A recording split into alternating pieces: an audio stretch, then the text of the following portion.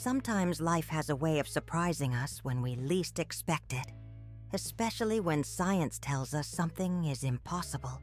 At 75 years old, I thought my most exciting days were behind me, tending to my herb garden in Austin, Texas.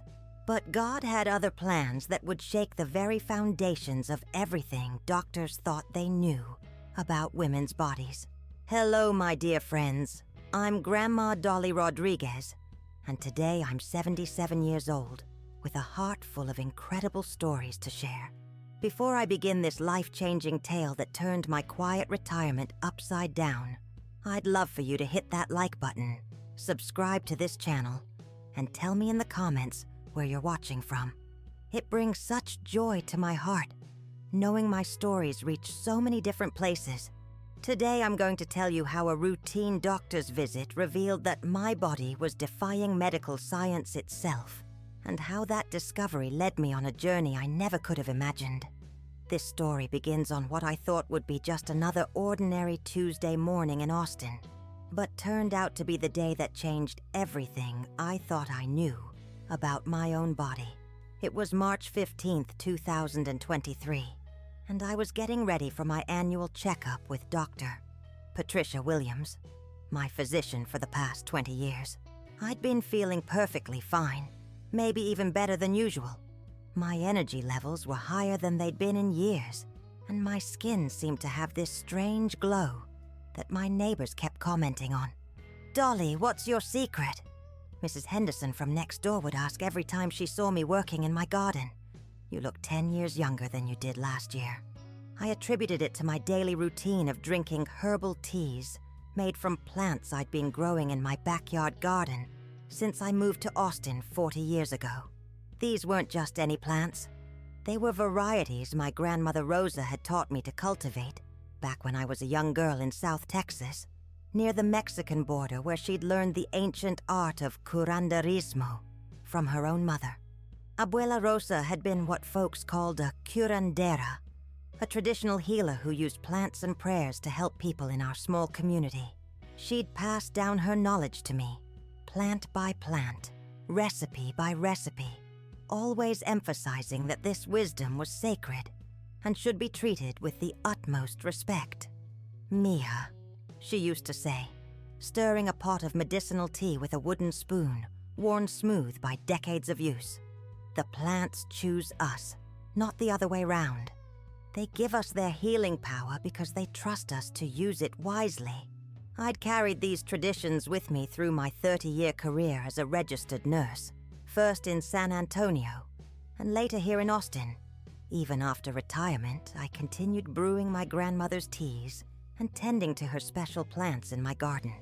That morning, as I sipped my usual cup of Hierba Buena tea, sweetened with local honey, I had no idea that everything I thought I knew about my body was about to change forever. The appointment started normally enough. Dr. Williams checked my blood pressure, which was perfectly normal, listened to my heart, which sounded strong as a horse, and asked about any changes in my health. I mentioned feeling unusually energetic lately, and joked that maybe I'd found the fountain of youth in my garden. She smiled and said she wished all her patients looked as healthy as I did. "Whatever you're doing, keep it up," she said, making notes in my chart. "Your vitals are better than most women half your age." But then, as I was getting up from the examination table to get dressed, something strange happened. The room started spinning like a carnival ride, and before I knew it, I was waking up on the cold linoleum floor with Dr. Williams kneeling beside me, looking very concerned and calling for her nurse. "Dolly, can you hear me? How are you feeling?" she asked, helping me sit up slowly. I insisted I felt fine, that it was probably just the heat, or maybe I hadn't eaten enough breakfast. The embarrassment was worse than any physical discomfort. "But, doctor," Williams wasn't satisfied with that explanation. Her expression had changed from routine professional care to something much more serious. She ordered a series of blood tests, including some hormone panels that she said were just precautionary, but I want to rule out some things. The way she said it made my stomach clench with worry. She also scheduled me for a follow-up appointment in 3 days, which seemed unusually fast for someone who supposedly had nothing wrong with them. I left the office that day thinking nothing of it, more embarrassed than worried about my little fainting spell. I drove home through the familiar streets of Austin, past the food trucks and live music venues that made this city feel like home, trying to convince myself that it was just one of those things that happens when you get older. But deep down, something felt different, like a change was coming that I couldn't yet see or understand. 3 days later, Dr. Williams called me personally, which was unusual. Her voice sounded different over the phone, almost excited but trying to stay professional. "Dolly, I need you to come in tomorrow morning. There's something in your test results that I need to discuss with you, and I'm also referring you to a specialist." When I pressed her for details, she just said it was nothing to worry about, but the results were highly unusual and needed further investigation by someone with more specialized knowledge. "What kind of specialist?" I asked, my heart starting to pound. "A reproductive endocrinologist. Dr. Robert Harrison at the UT Medical Center. He's expecting your call." That night, I barely slept, my mind racing with possibilities of what could be wrong with me. I'd seen enough patients during my nursing career to know that when doctors started using words like unusual and specialist, it rarely meant good news. I found myself walking through my garden in the moonlight, touching each plant like they were old friends who might offer comfort. The jasmine was blooming, filling the air with its sweet perfume, and I whispered a prayer to my grandmother's spirit, asking for strength to face whatever was coming. The next morning, I called Dr. Harrison's office and was surprised when they offered me an appointment that same afternoon. "Usually we're booked out for months," the receptionist said, "but Dr. Harrison specifically asked us to work you in as soon as possible." As I drove to the University Medical Center, past the sprawling campus where so many young people were starting their futures, I wondered if I was about to learn something that would completely change the end of mine. The next afternoon, I found myself in the office of Dr. Robert Harrison, a gynecological endocrinologist at the University of Texas at Austin Medical Center. He was a tall, soft-spoken man in his 50s, with kind eyes behind wire-rimmed glasses, who seemed genuinely fascinated by whatever he'd seen in my test results. The walls of his office were covered with diplomas and certificates, but also with photos of patients holding babies, which I found oddly comforting. "Mrs. Rodriguez," he began, adjusting his glasses as he looked at my chart. "I've been practicing reproductive medicine for 25 years, and I've never seen anything quite like this." He spread several lab reports across his desk like he was laying out a puzzle. "Your hormone levels are completely inconsistent with what they should be for a woman your age." He explained that my estrogen and progesterone levels were those of a woman in her 30s, and even more shocking, an ultrasound would reveal whether my ovaries appeared to be functioning as if I were decades younger. "This is medically impossible," he said, shaking his head in amazement. "Women your age simply don't have viable ovarian function. Menopause typically occurs in the early 50s, and after that, the ovaries essentially shut down. Yet your blood work suggests otherwise." I sat there in stunned silence, trying to process what he was telling me. "Are you saying I could still—" I couldn't even finish the sentence. The words seemed too incredible to speak aloud.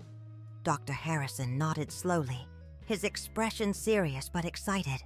"I'm saying your reproductive system has somehow defied everything we know about menopause and aging. I'd like to run more comprehensive tests, including genetic screening, and I think we should involve a reproductive geneticist. This could be significant not just for you, but for medical science." As I drove home that day, my hands trembling on the steering wheel, I couldn't help but think about my grandmother's words. "Mija, the plants choose us, not the other way round." Had the plants I'd been tending and consuming my entire life somehow chosen to keep me young in ways I never imagined possible? Within a week, my quiet life had become anything but peaceful. Dr. Harrison had shared my case with colleagues across the country, and suddenly I was the subject of intense medical curiosity. Phone calls started coming from researchers at Johns Hopkins, Harvard, and Stanford, all wanting to study what they were calling an unprecedented case of age reversal in postmenopausal women. A geneticist named Dr. Sarah Chen from Baylor College of Medicine drove down from Houston specifically to meet with me, bringing with her a team of graduate students and enough testing equipment to fill a small laboratory. She spent 3 hours taking a detailed family history, asking questions about my grandmother, my mother, and any unusual longevity in my family line. When I mentioned that my great-grandmother had lived to 112 and my grandmother to 98, both remaining sharp and healthy until the very end, Dr. Chen's eyes lit up like Christmas morning. "Mrs. Rodriguez, I believe you may carry extremely rare genetic variants related to cellular aging and hormone regulation. We're talking about mutations found in perhaps 1 in 10 million people worldwide." She requested permission to sequence my entire genome and study my cellular structure at the molecular level. The tests she wanted to run would take several weeks, but she assured me they were completely non-invasive and might provide answers that could help millions of women worldwide. What she said next changed everything. "If our suspicions are correct, your genetic makeup combined with environmental factors, possibly including the plants you've been consuming, could lead to breakthroughs in age-related research that might revolutionize how we think about human longevity." I found myself torn between the excitement of potentially contributing to medical advancement and a nagging feeling that I was somehow betraying my grandmother's teachings about keeping our healing traditions within the family. That evening, as I sat in my garden surrounded by the plants that had been my faithful companions for so many years, listening to the cicadas sing their ancient songs, I made a decision that would alter the course of my remaining years in ways I couldn't yet imagine. The genetic testing results came back 6 weeks later, and they were even more extraordinary than anyone had predicted. Dr. Chen called me into her temporary office at UT Austin, barely able to contain her excitement. The room was filled with charts, graphs, and computer printouts that looked like something from a science fiction movie. "Dolly," she said, using my first name for the first time, "you're not just medically unusual. You're evolutionarily significant." She explained that I carried multiple genetic variants that together created what she called a perfect storm of longevity genes. These variants affected everything from cellular repair mechanisms to hormone production, essentially allowing my body to age at a dramatically slower rate than normal humans. "Your cells are repairing themselves at a rate we typically only see in much younger people," she said, pointing to microscopic images on her computer screen. "Your telomeres, the protective caps on your chromosomes that typically shorten with age, are unusually long for someone your age. In fact, they're consistent with someone in their 40s. But the most shocking revelation was yet to come. We believe these genetic traits aren't random mutations," Dr. Chen continued, leaning forward with intense excitement. "They appear to be part of an adaptive response that occurs in populations that have been exposed to specific environmental factors over many generations." She paused, studying my face carefully. "Mrs. Rodriguez, we think your family's traditional use of certain medicinal plants may have triggered these genetic expressions over time. The compounds in the plants your grandmother taught you to use appear to work synergistically with your genetic makeup, creating a kind of biological symbiosis that we've never documented before." I felt a chill run down my spine. It was as if science was confirming what my grandmother had always insisted, that our family had a special relationship with the healing plants. that we were chosen to be their guardians, and they were choosing to keep us healthy in return. Dr. Chen wanted to study not just me, but also the plants in my garden, believing that understanding both my genetics and the botanicals I'd been consuming could unlock secrets about human longevity that medical science had been searching for decades. Word about my case began to spread beyond the medical community when a graduate student working with Dr. Chen mentioned it to her boyfriend, who happened to be a science reporter for the Austin American-Statesman. Within days, my phone was ringing constantly with reporters wanting interviews, and I found photographers camping outside my house like I was some kind of celebrity. The headline read, "Austin woman, 75, may hold key to fountain of youth." The subheading was even more dramatic. Local grandmother's genetics could revolutionize aging research. Suddenly, everyone wanted to know about the miracle grandmother of Austin. The attention was overwhelming and frankly terrifying. I'd lived a quiet life for 75 years, and now strangers were knocking on my door at all hours. People started showing up at my front gate asking for plant cuttings or begging me to share my grandmother's recipes. Some offered money, substantial amounts that would have set me up for life.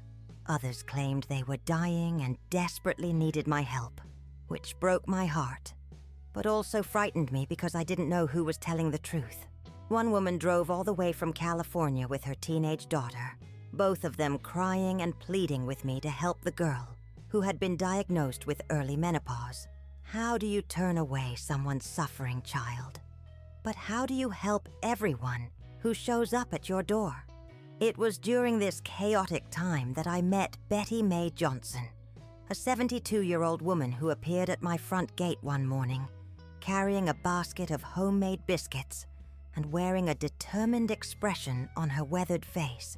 "Honey," she said in her warm Texas drawl, "I've been watching these vultures circle your house for days, and I figured you might need a friend right about now." Betty Mae lived 3 blocks away and had her own story of medical mystery. She'd been born with a rare blood condition that should have killed her as a child, but somehow she'd not only survived but thrived for over 7 decades. "The doctors told my mama I wouldn't live to see my 5th birthday," she chuckled, settling into one of my porch rockers like she belonged there.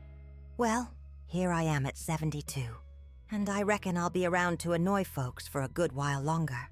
We sat on my front porch drinking sweet tea while she told me about the circus that had surrounded her family when doctors first discovered her condition 50 years ago.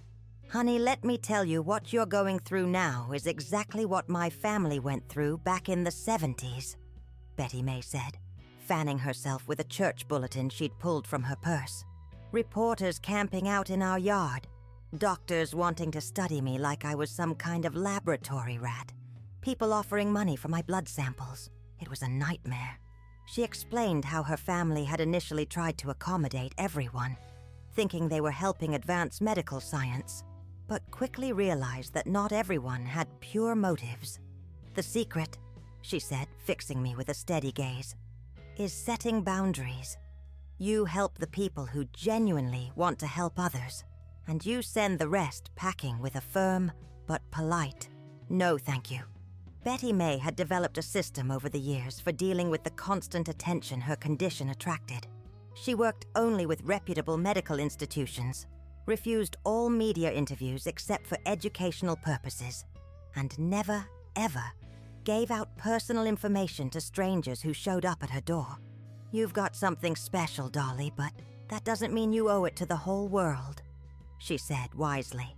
"Your grandmother gave you knowledge to help people, not to make you miserable."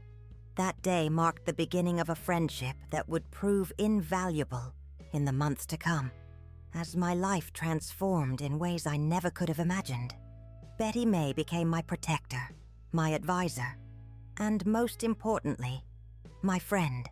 She had a gift for seeing through people's intentions and could spot someone with ulterior motives from a mile away. "Trust me, honey," she'd say. "When you've been a medical curiosity for 50 years, you develop a 6th sense about people's motivations.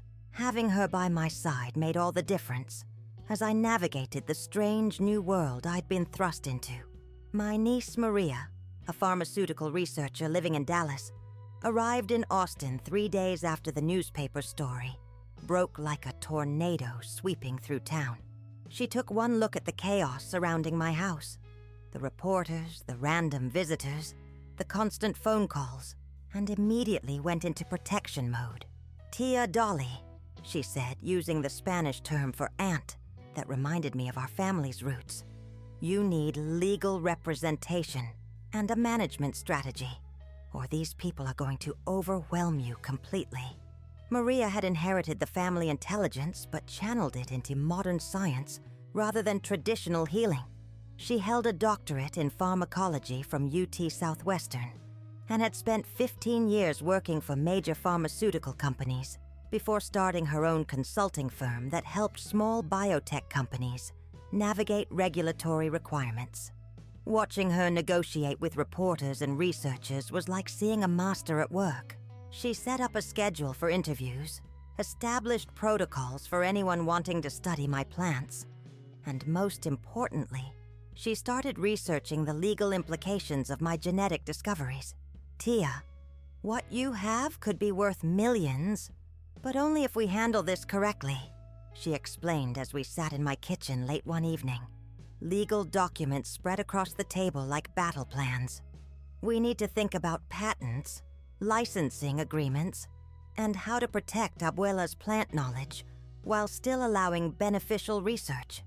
It was Maria who first suggested that we consider starting our own company, rather than simply licensing my genetics and plant formulations to existing pharmaceutical corporations. We could maintain control over how this knowledge is used and ensure that any treatments developed remain affordable for the people who need them most, she said, her dark eyes bright with possibility. The idea was both thrilling and terrifying. At 75, was I really going to become an entrepreneur? "Tia, age is just a number," Maria laughed when I expressed my doubts. "Besides, you've got something no 25-year-old startup founder has: wisdom, patience, and a product that actually works."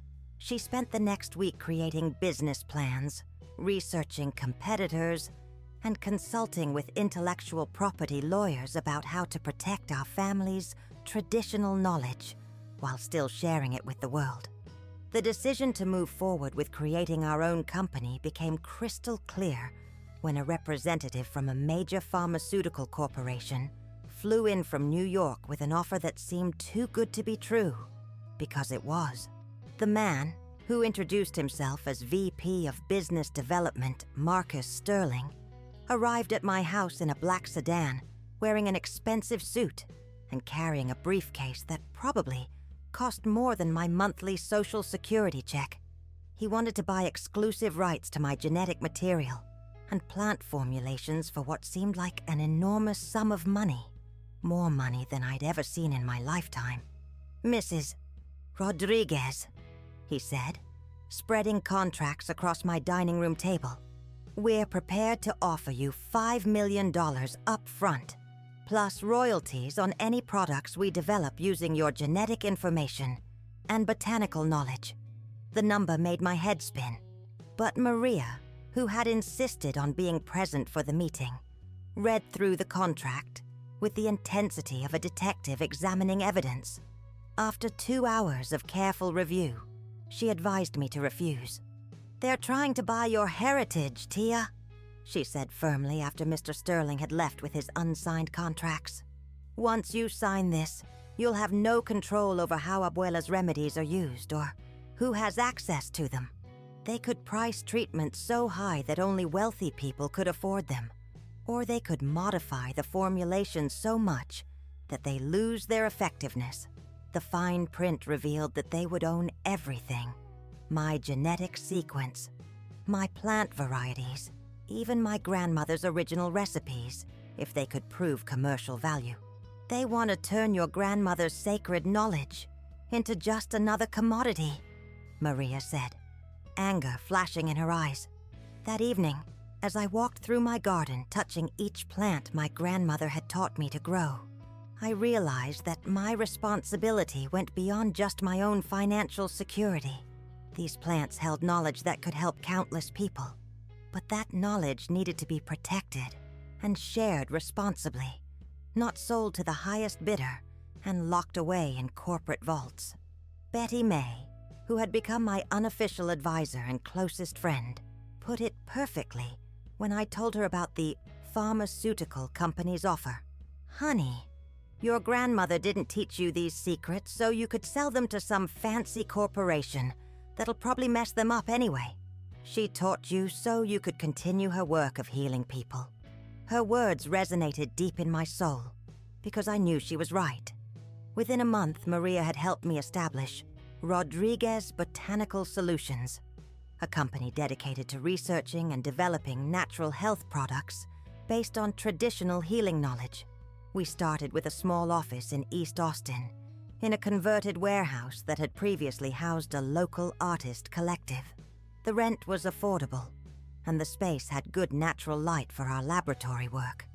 Our first employee was Dr. Jennifer Martinez, a young ethnobotanist from the University of Texas, who specialized in traditional Mexican and Native American plant medicines. Jennifer was passionate about preserving indigenous knowledge and had written her dissertation on the intersection of traditional healing practices and modern pharmacology. "Mrs. Rodriguez," she said during her interview, "what you're doing is exactly what I've dreamed of, creating a bridge between ancient wisdom and modern science while keeping the integrity of both intact." We also hired Miguel Santos, a master gardener who had worked for the Lady Bird Johnson Wildflower Center, to help us establish proper cultivation practices for our medicinal plants. Miguel understood that these weren't just crops to be harvested, but living beings that required respect and proper care. Plants know when they're being loved. He told me on his first day, examining my grandmother's herb garden with the reverence of someone entering a cathedral.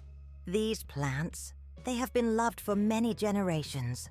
I can feel it in the soil, in the way they grow. They want to help people." Our small team worked with the dedication of people who believed they were part of something larger than themselves. As Rodriguez Botanical Solutions grew from a dream into reality, we faced challenges I never could have anticipated. The bureaucratic hurdles alone were staggering. Health department regulations, FDA compliance requirements, and intellectual property laws that weren't designed for companies trying to bridge traditional knowledge with modern science. Every product we wanted to develop required extensive testing and documentation, not just of safety and efficacy, but of our right to use traditional formulations that had been passed down through generations. "We're pioneering a new category," Maria explained to me during one particularly frustrating week, when the FDA had requested additional studies for our hibiscus and cinnamon blood sugar tea. There's no clear regulatory pathway for products that combine genetic research with traditional botanical medicine. But perhaps the most difficult challenge was personal. Members of my extended family were divided about what I was doing. Some relatives, especially my cousin Elena, who lived in San Antonio, felt that I was betraying our grandmother's memory by sharing her secrets with outsiders. Abuela Rosa never intended for her medicine to be turned into pills and sold in stores, Elena argued during a heated family gathering at my house one Sunday afternoon. "She taught us these things to keep within the family, to help our community, not to make money from them." Her words stung because part of me worried she might be right. Had my desire to help more people led me to compromise the sacred nature of my grandmother's teachings? The internal conflict kept me awake many nights, walking through my garden and praying for guidance and wisdom.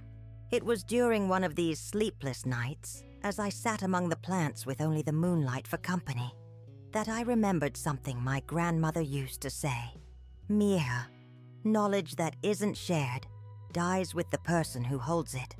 But knowledge that is shared grows and helps more people than we could ever reach alone." I realized that creating a company wasn't about betraying my heritage. It was about ensuring that my grandmother's wisdom could continue helping people long after I was gone. The key was doing it in a way that honored her memory and maintained the integrity of her teachings. By the end of our first year in business, Rodriguez Botanical Solutions had achieved something remarkable. We had successfully created standardized, scientifically tested versions of 3 of my grandmother's most effective remedies while maintaining their traditional preparation methods and spiritual integrity. Our hibiscus and cinnamon tea for blood sugar regulation had undergone clinical trials at UT Health San Antonio, showing significant benefits for pre-diabetic patients with no adverse side effects. The results were so promising that the American Diabetes Association asked us to present our findings at their annual conference. Our topical cream, made from aloe vera, calendula, and a proprietary blend of desert plants, was proving effective for various skin conditions, from eczema to age spots, with dermatologists starting to recommend it to their patients. Most exciting of all, we were close to releasing a hormone-balancing supplement based on the plants I'd been consuming my entire adult life, the ones that researchers believed contributed to my extraordinary reproductive health. Dr. Chen had been working with our team to identify the specific compounds in my daily plant regimen that seemed to interact with my genetic variants, and we were developing a standardized formulation that might help other women experience similar benefits. Betty May had become our unofficial marketing director, using her network of friends throughout Austin and beyond to spread word about our products. Honey, word of mouth from satisfied customers is worth more than any fancy advertising, she'd say. And she was absolutely right. We couldn't keep up with demand, especially after a local news station did a follow-up story showing how my genetic condition had led to the development of products that were genuinely helping people manage their health naturally. The reporter interviewed 3 of our customers, a 60-year-old woman whose blood sugar had stabilized after drinking our tea for 6 months, a mother whose child's eczema had cleared up using our topical cream, and a postmenopausal woman who reported improved energy and mood after starting our hormone-supporting supplement. But success brought new pressures and new temptations. Investors from California and New York were calling daily, wanting to buy us out or take us public. Pharmaceutical companies were offering licensing deals that would make us all wealthy beyond imagination overnight.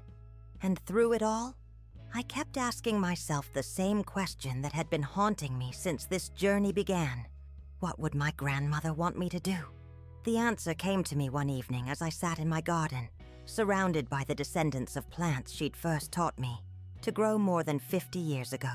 She would want me to stay true to the principles she'd taught me, help people, respect the plants, and never forget where the knowledge came from. She would want me to ensure that her healing wisdom reached as many people as possible while maintaining its integrity and accessibility. Most importantly, she would want me to remember that the plants had chosen our family for a reason, and that reason wasn't personal profit. It was service to others. As I sit here today at 77, looking back on these extraordinary 2 years of my life, I'm filled with amazement at how much can change when we're willing to embrace the unexpected and trust in the wisdom that has been passed down to us. Rodriguez Botanical Solutions now employs 22 people, including 3 research scientists, 2 master gardeners, a team dedicated to sustainable harvesting practices, and a community outreach coordinator who ensures that our products remain available to underserved populations. We've partnered with the University of Texas to establish a scholarship program for students studying ethnobotany and traditional medicine, ensuring that the next generation of healers will understand both ancient wisdom and modern science. Most importantly, we've created a foundation that provides our products at cost to underserved communities, ensuring that the healing knowledge my grandmother passed down continues to serve those who need it most, regardless of their ability to pay. My genetic condition, which initially seemed like nothing more than a medical curiosity, has become the foundation for research that's helping women worldwide understand their bodies better and age more gracefully. Dr. Chen published a groundbreaking paper about my case that has led to new treatments for early menopause and hormone-related disorders. And researchers from around the world are now studying the intersection of genetics, plant medicine, and human longevity. The collaboration between traditional plant medicine and modern genetic research has opened doors that neither could have opened alone, proving that sometimes the most revolutionary discoveries happen when we honor the past while embracing the future. Thank you so much for staying with me until the end. I hope my story has touched your heart and shown you that it's never too late for life to surprise us in the most wonderful ways. If you enjoyed hearing about my journey from a quiet retirement to becoming an entrepreneur at 75, please don't forget to subscribe to this channel and give this video a thumbs up. It really helps us reach more people who might benefit from these stories. Every day we share new tales about the incredible things that can happen when we stay open to life's possibilities. So feel free to explore and find your next favorite story. I'd love to hear what you thought about my adventure. Did any part of it resonate with your own experiences, with family traditions or unexpected life changes? Share your thoughts in the comments below and tell me what city you're watching from. We'll see you tomorrow with another amazing story that proves life's most beautiful chapters can begin at any age.